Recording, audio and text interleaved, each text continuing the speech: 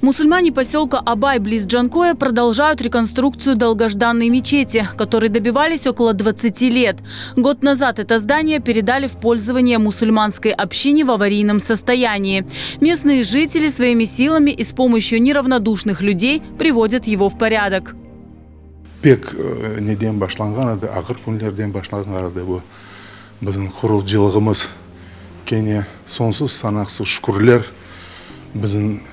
бізге қол тұтқанлар. О адамларға Алла әр вақыт разылық берсін, Алла әр вақыт yollar açık olsun, sağ olsunlar.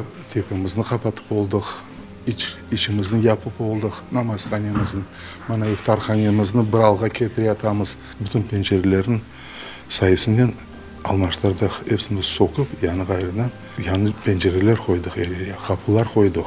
За год было сделано много. Самое главное, о чем мечтали местные жители, это молельня, которая вмещает до 80 человек, и ифтархане, в котором уже проводятся коллективные разговения.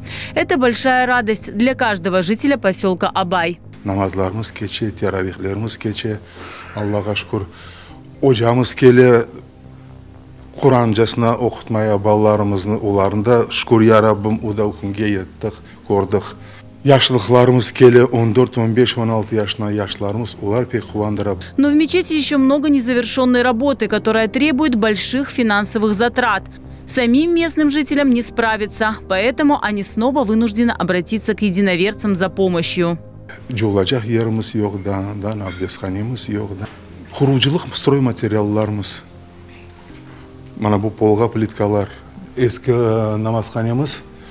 Onun anda da masraf gerek olacak. Ne için degende anda da bütün duvarlar patladı, çatladı. Pek isterdim yardım etseydiler, pek isterdik.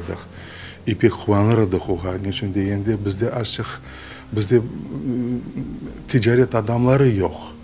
Onun için biraz olsaydı, mülkünü de gelip ağam kadem deyip nemetmez, o meselelerin çözmeye mülkünü de.